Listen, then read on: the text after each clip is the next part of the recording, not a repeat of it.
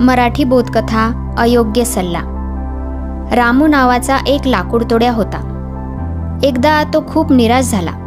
दुःखी होऊन त्याने कुऱ्हाड उचलली आणि सरळ जंगलाच्या रस्त्याने जाऊ लागला।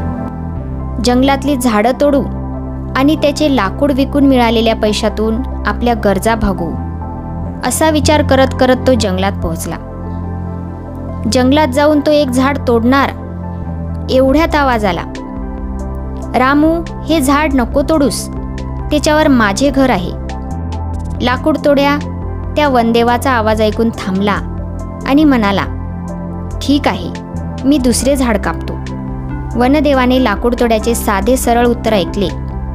या माणसाने माझे बोलणे ऐकले, तो चांगला माणूस वाटतोय असा विचार करून तो लाकूड तोड्याला म्हणाला, मी तुझ्यावर खूप खुश आहे, तू आता पाहिजे ते वरदान माग।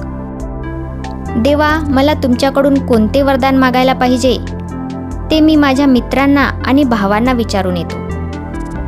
ठीक आहे, मी तुझी वाट पाहतो, तू जेव्हा परत येशील तेव्हा आवाज दे मला। हे ऐकून लाकूडतोड्या लगेच तेथून निघाला। रस्त्यात त्याला त्याचे काही मित्र भेटले। त्याने सगळ्यांना हा प्रश्न विचारला। सगळ्यांनी वेगवेगळे सल्ले दिले। कोणी म्हणाला धनसंपत्ती माग, तर कोणी म्हणाला राजपद माग। शेवटी तो घरी गेला। त्याने बायकोला विचारले। ती म्हणाली, अहो, आपल्याला तर मेहनत करूनच भाकरी मिळवायची आहे, तेव्हा 2च्या ऐवजी अजून 2 हात आणि 1 डोके जास्त मागून घ्या। यामुळे तुम्ही दररोज दुप्पट काम कराल आणि आपल्याला जास्त पैसे मिळतील। रामूने बायकोचे म्हणणे ऐकले।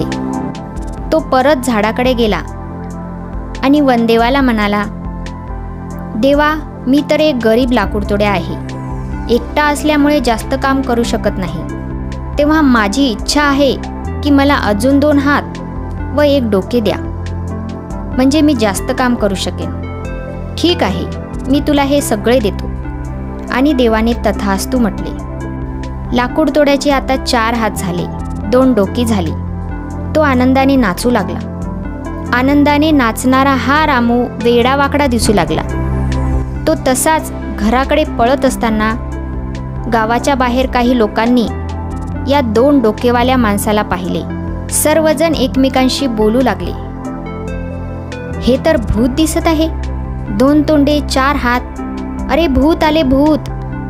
थोड्याच वेळात सर्वत्र गोंधळ झाला।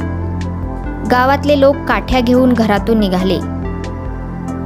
सगळ्यांनी त्या लाकूडतोड्याला त्याचा जीव जाईपर्यंत खूप मारले। त्या सगळ्यांच्या मारामुळे तो बिचारा मरून गेला। यावरून आपणाला बोध मिळतो की सल्ला योग्य आहे की अयोग्य हे समजून घेऊनच त्यानुसार कृती करावी। ही गोष्ट तुम्हाला आवडली असेल तर प्लीज या चॅनलला सबस्क्राईब करायला विसरू नका।